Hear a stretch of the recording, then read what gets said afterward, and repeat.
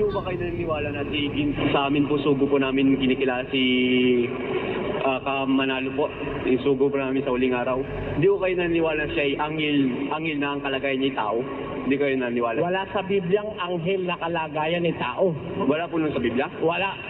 Meron po ako nabasa. Tingnan mo, hindi, wala. Meron po. Kahit may mabasa ka, tiyak na tiyak ko mali ang pagkakaintindi mo.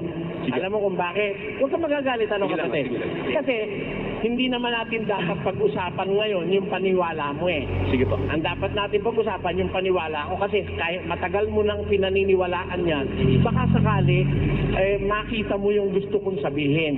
Pero yung sasabihin mo, nakita ko na yon. Actually, may hawak na ako ng mga ano na yun eh, pasugo. Alam ko na yon. Hindi mo na dapat paliwanag sa akin. Eto, ang sabi ng Biblia kung sino ba ang mga anghel, basa.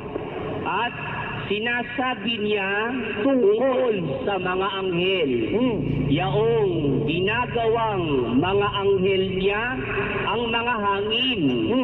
Hindi baga silang lahat ay mga espiritong tagapaglingkod? Oh, yung mga anghel niya, ginagawa niyang mga anghel niya ang mga hangin. Tapos sasabi niya, hindi ba silang lahat, yung mga anghel, ay mga espiritong tagapaglingkod? Pwede lahat ng anghel ay espiritong tagapaglingkod na mga sinugo upang magsipaglingkod sa kapakinabangan ng magmamana ng kaligtasan. ang mga anghel, mga sinugo upang mga espiritong tagapaglingkod na sinugo upang maglingkod sa kapakinabangan ng magmamana ng kaligtasan. Yun ang mga anghel. Mga espiritu yun eh. Paano magiging anghel si Mr. Manalo? Hindi naman si espiritu. Paano itong talata lang di pababasa? Sige, pabasa natin. Apokalipsis? Hindi po. 12, hindi, sandali. 13:21 ng hukom. 13:21 hukom. Basa. 21. Ngunit hindi na napakita ang anghel ng Panginoon kay Manoah o sa kaniyang asawa. Nang magkagay na alaman ni Manoah na siya'y anghel ng Panginoon. Di kinapito sa kanya yung salitang angel, yung bilang tao siya. Di kinapito sa kanya yung salitang angel na may kalagayan siyang tao, ngunit ang tinawag sa kanya angel ng Panginoon. Hindi. Anghel talaga yung napakita kay Manoah. Spirit, di ba tao si Manoah? Ha? Tao si Manoah? O tao si Manoah. Siya nakakita ng anghel. Hindi naman siya yung anghel eh.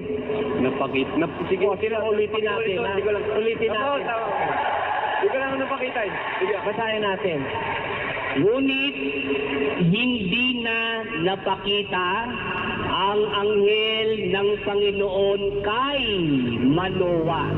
Kita mo. Kasi hindi si Manoah yung anghel, kundi yung nagpakita sa kanya, yun ang anghel ng Panginoon. Hindi si Manoah. Yung katuloy niya po na, kung gayon nalaman ni Manoah. Tuloy natin, tuloy. Sige po. Nang magkagayoy na alaman ni Manoah na siya'y anghel ng Panginoon. Di ba? Hindi siya yun. Yung siya, the pronoun siya is referred to the angel which was seen by Manoah. Hindi sa kanya yung siya na yun. Babasahin ko ha. Hindi ko pa ito na ano sa mga ministry. Hindi ko pa ito na ano. Kala. Papakita ko lang yung English,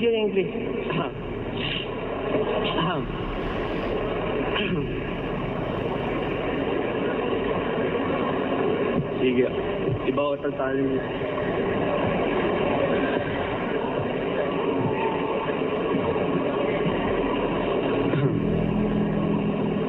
But the angel of the Lord did no more appear to Manoah and to his wife. Then Manoah knew that he was an angel of the Lord. Tamo? Yung nagpakita sa kanilang dalawa ng kanyang asawa, yun ang anghel ng Panginoon, hindi si Manoah mismo. Yung siya o nandito ko yung angel.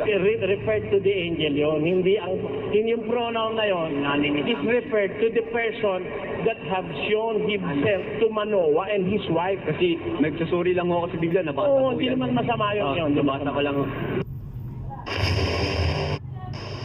Alam ko na marami pong hindi sang-ayon sa mga kaibayo natin sa pananampalataya.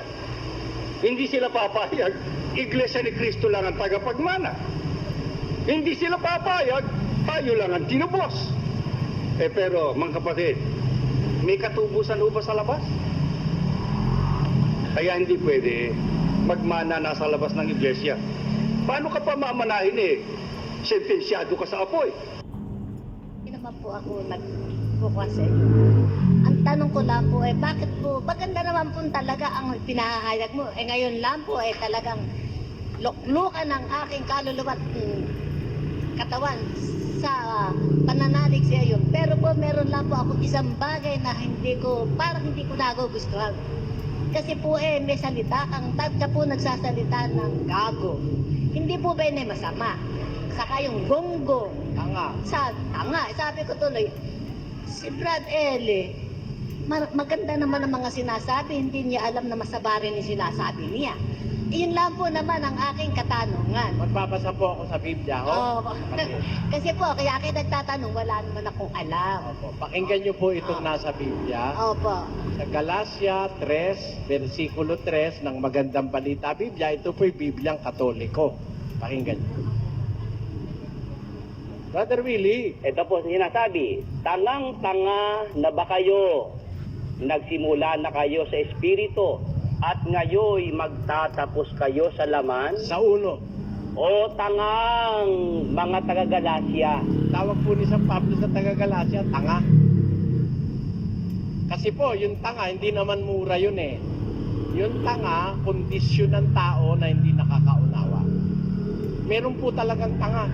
Pakinggan nyo, sa 49 ng awit, kapatid David. Sa talatang 10 ng Magandang Balita, ito po ang sinasabi rito. Ang lahat ay mamamatay. Ito na may alam niya, maging mangmang o marunong, kahit hangal, pati tanga. Ayan. Lahat daw po, marunong at tanga, mamamatay. Salita po ng Biblia yan, kapatid eh. Pagka po ikaw ay sumusunod sa Diyos, gagamitin mo ang salita ng Biblia. Masama naman po yung tanga, sabihin ko, matalino. Magagalitan nyo sa akin, tanga ka, sinabi kong matalino ka. Pakinggan nyo po sa isang talata ng Kawikaan, kapatid na Willie. 24:24. Siyang nagsasabi sa masama, ikaw ay matuwid, susumpain siya ng mga bayan. Pinalitan mo po, halimbawa, tao, masama, sinabi mo, matuwid, parang binobola mo, kasumpa-sumpa ka sa bayan, sabi ng Biblia. Kasamahan po, kapatid, ng pagsasabi ng totoo, yung pagsasabi ng masakit. Bahagi po yun ang pagsasabi ng totoo. Merong mga tao, para wag masaktan yung kapwa-tao, pinapalitan yung totoo. Kagaya ng mga paring Katoliko. Ang nasa Biblia, pagtutuli. Pagtutuli. Yun ang salita ng Diyos. Sabi kay Abraham, tutuliin mo ang lahi mo, mga anak mo. Nung isali ng pari yung Biblia, pinalitan yung pagtutuli. Ang inilagay, pagsusunat. Ewan ko, sino po nakakaintindi sa inyo ng salitang pagsusunat? Wala po nun eh. Para pagandahin nila, pinalitan nila yung salita. Pagtutuli, pinalitan ng pagsusunat. Ayoko po ng ganun eh. Sabi kasi ng Diyos, huwag mong babaguhin yung nakasulat. Kaya pagka meron po talagang tanga, kailangan mo sabihin talaga tanga, hindi tinan nyo. Hindi kayo. Ang ibig ko ganito, kapatid, halimbawa, nagpabili kayo sa inyong anak ng suka. Binigyan ng, yung nakasing kilala ko, yung pinsang kong buo, binigyan ng aking tiyahin, eto, gis. Nung araw kasi, gis na suka, pwede na gis na toyo. Teka, gis para sa suka. Ito, gis para sa toyo. De lumakad na, dalawa yung dala, may bote, nada pa. Nawala daw, hindi niya raw matandaan kung alin dun yung gis na para sa toyo at yung gis na para sa suka. De bumalik sa aking tiyahin. Ano ba, dapat kang wala ka pandala?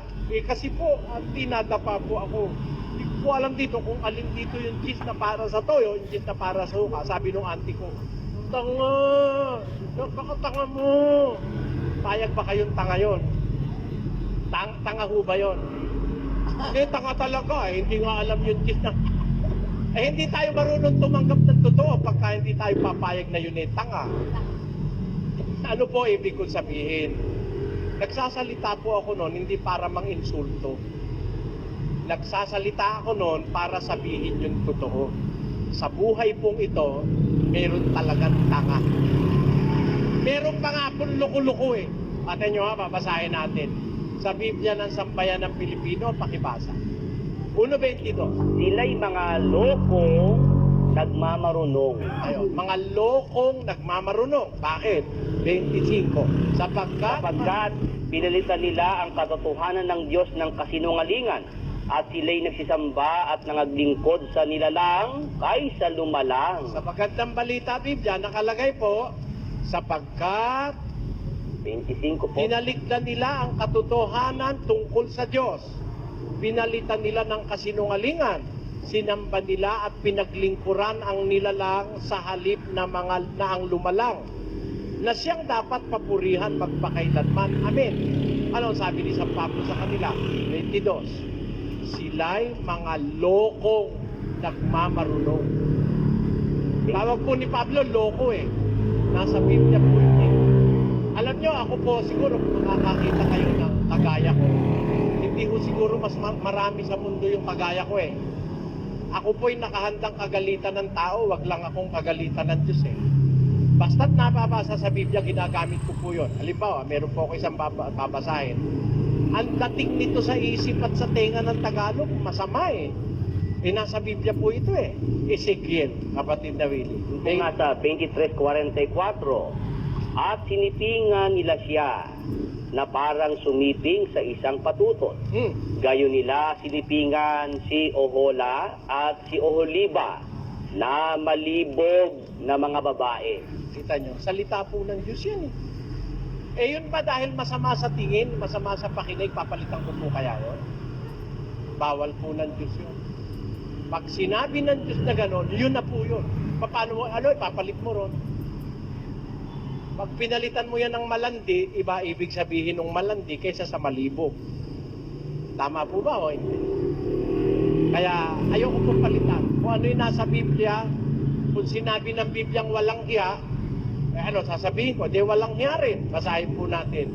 7:13 po ng Kawikaan. Sa gayoy, hinahawakan niya siya at hinahagkan siya at may mukhang walang hiya na nagsasabi sa kanya. Kaya meron walang hiya ang pagmumukha eh. Palitan ho ba natin yun para lang mapaligaya ko kayo? Kaya lang ako'y nagtanong dahil sa marami akong naririnig na masama yung salita na yun. Ngayon, naintindihan ko na